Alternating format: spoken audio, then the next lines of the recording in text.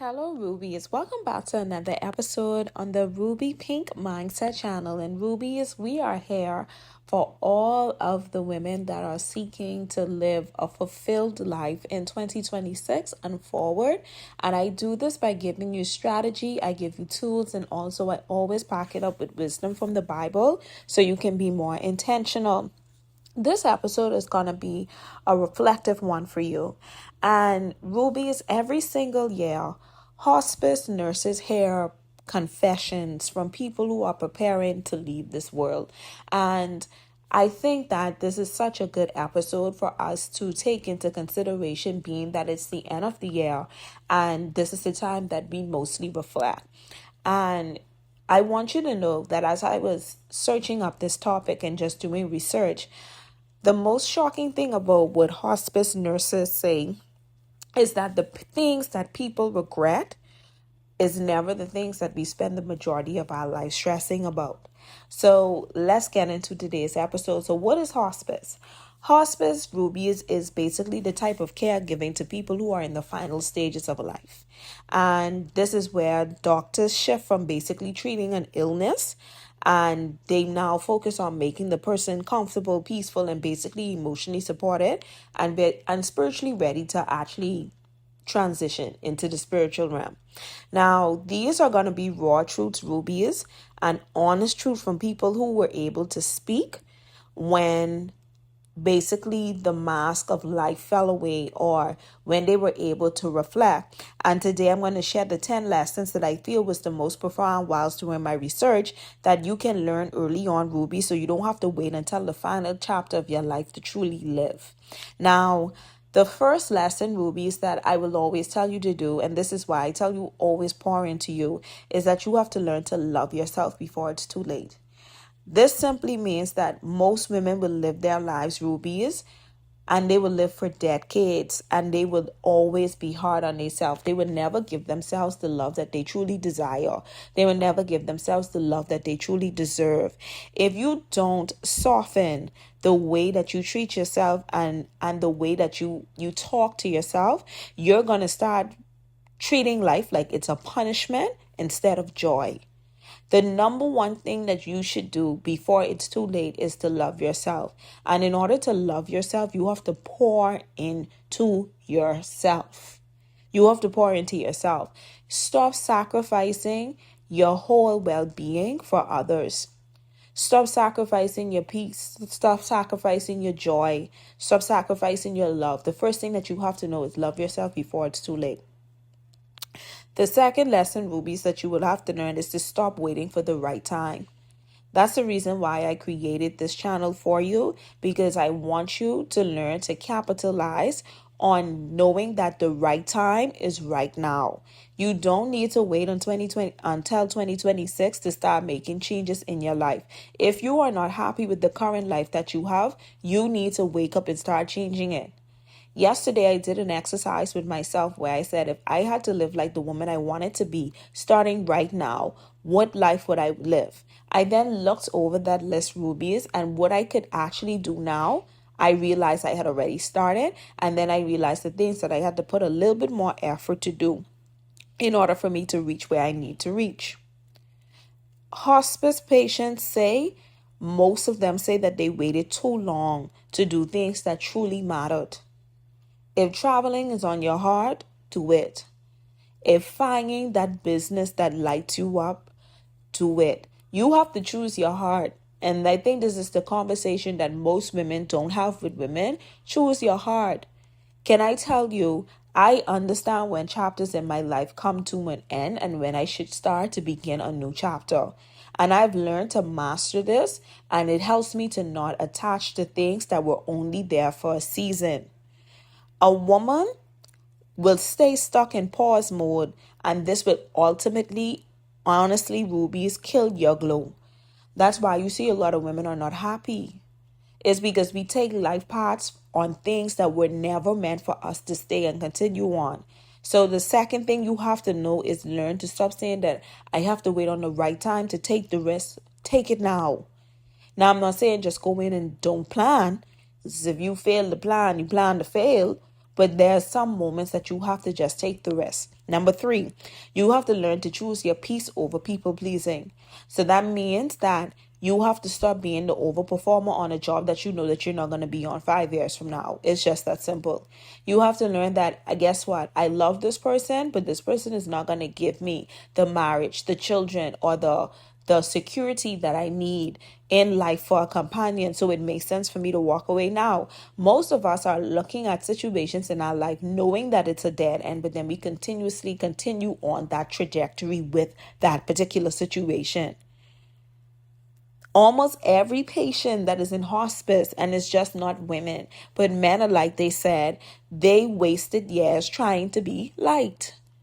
You're not going to be liked when you're a gifted woman. You're not going to be liked when you decide to take the risk. You're not going to be liked when you have gifts. If you're trying to be liked by a world that crucified a perfect man, you're going to be working in insanity. And insanity is doing the same thing over and over again, trying to get a different result.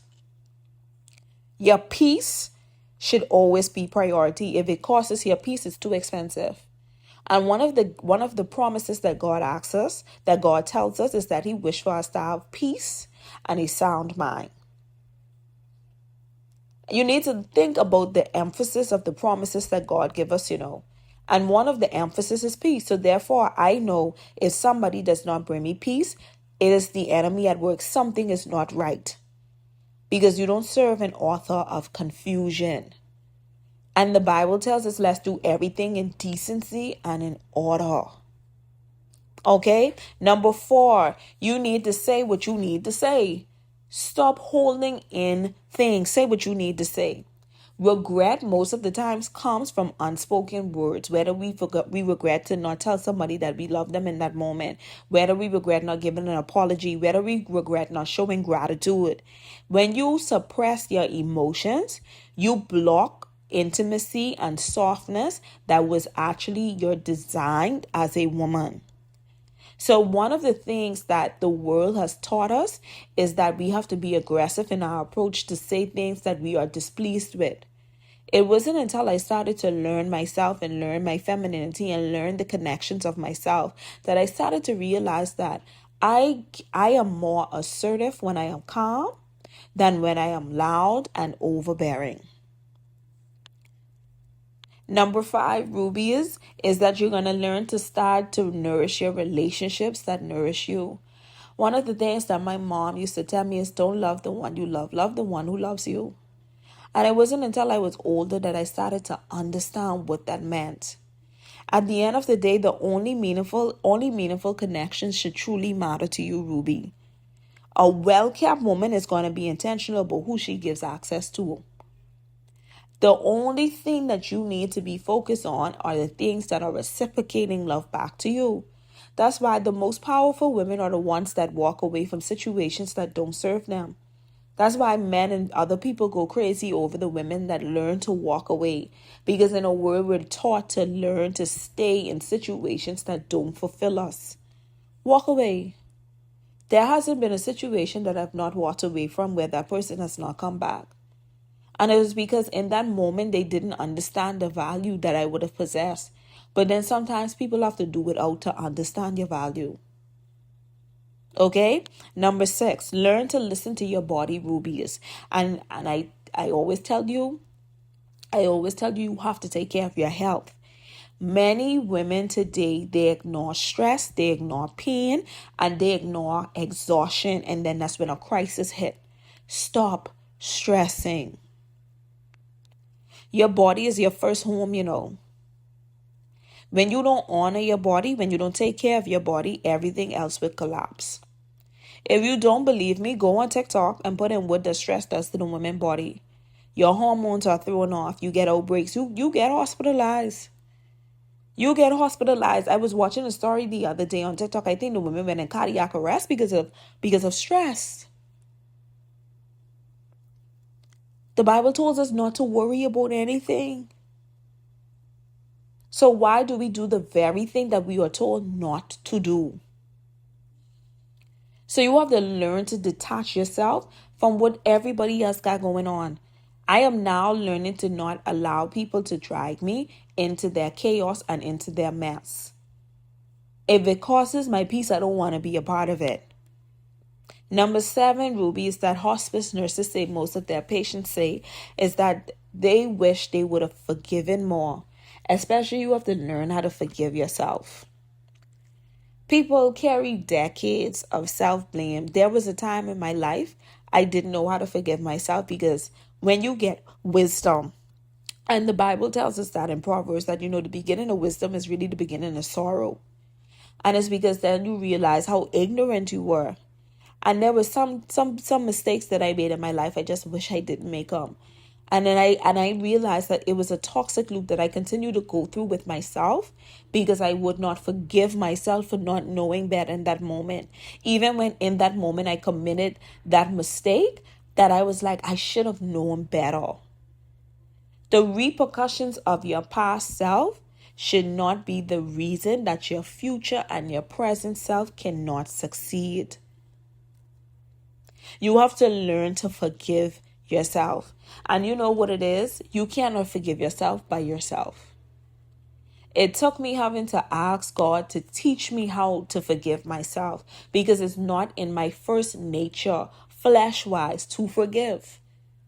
Our flesh first instinct is to retaliate, not to forgive. So stop holding on to the guilt that keeps you stuck in your survival era. And if you are around people that survive, that reminds you of that, you need a new circle. You need a new circle. You need to cut off the connection. All right. Number 8, Ruby, is live for meaning and not for the validation and applauses of people.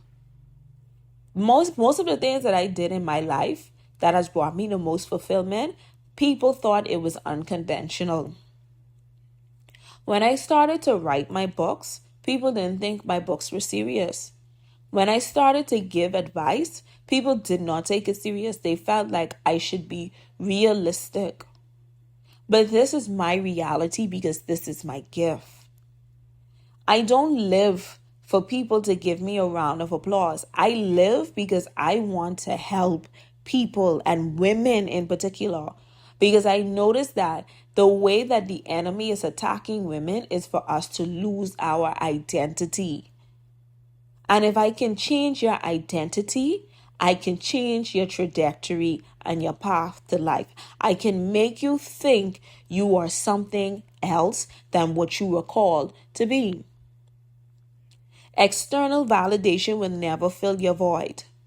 It will never fill your void. And I now understand the scripture that says only what we do for Christ would last. If you don't involve God in your plans early, you will eventually have to involve him when it's coming down to too late. It wasn't until I started to really involve God in the things that I did that my life started to feel more fulfilled. And the things that I thought that I truly desired did not matter. Can I tell you, my current career, I know won't be my same career 10 years from now. But there was a time in my life, this is one of my goals, and I got it. But it didn't bring me the fulfillment that I thought that I needed. And it wasn't until I started to do the things that I am actually supposed to do, what I do it now, I feel very fulfilled. Okay? So learn that in order for you to become a signature woman, Ruby, you got to move with purpose. I don't move by pressure. Nobody can pressure me to do anything. I move with purpose now.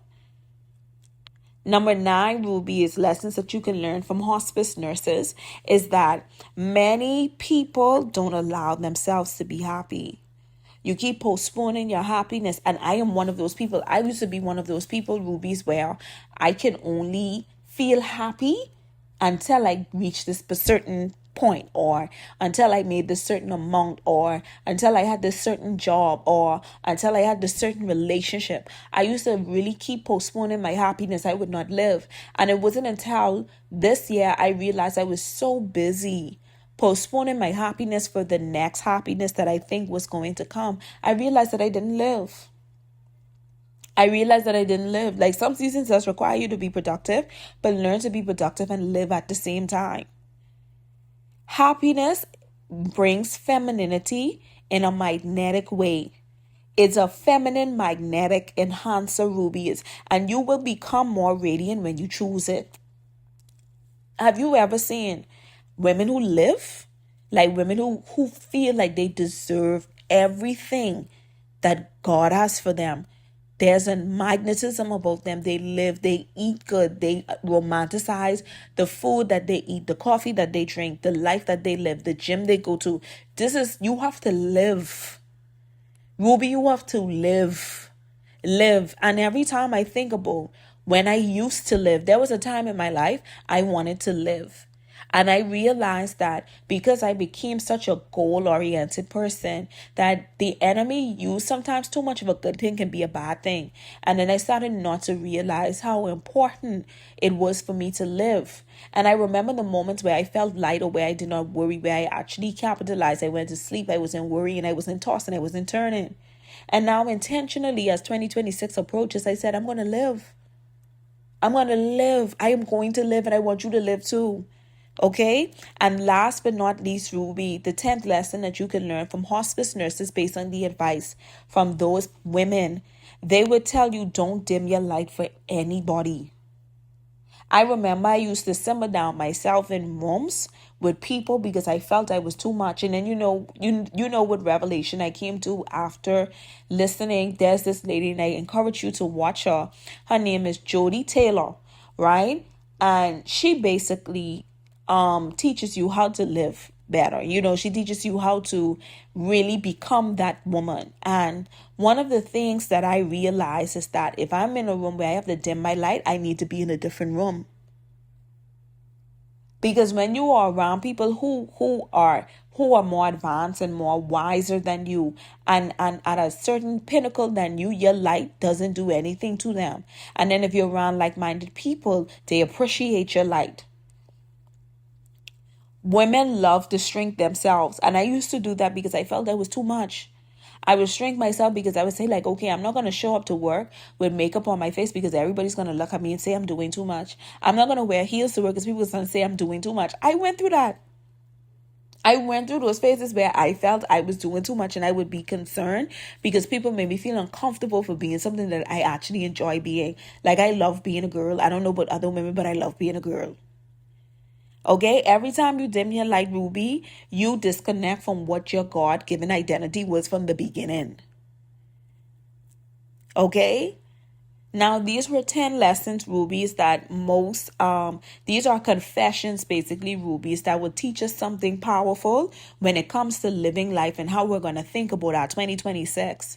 Women don't regret pursuing their glow up. They don't regret pouring into themselves.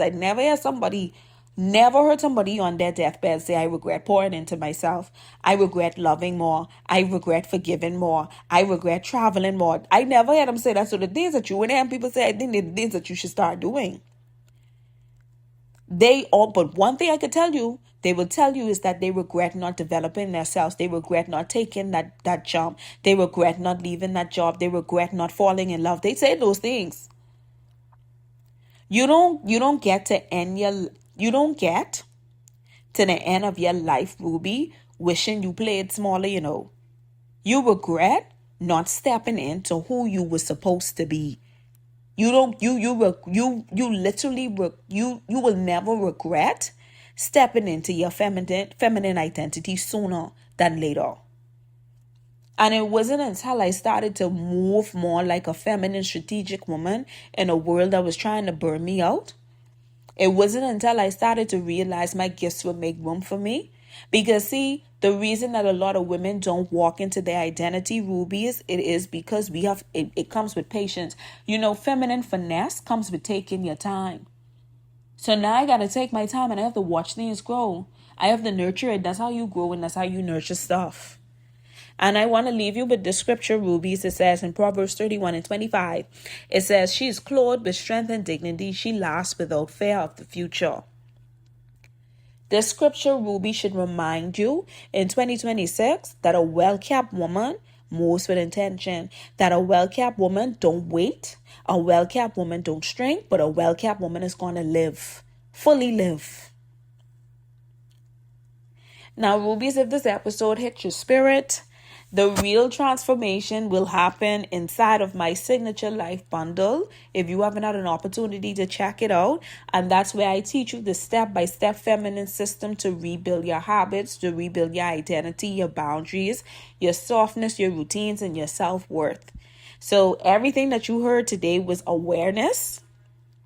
And inside the Signature Life Bundle, I'll give you the actual framework to live out every day. And you can find that inside of the description of this episode. Thank you for coming to another talk on the Ruby Pink Mindset channel. And I will see you Rubies next time. Bye.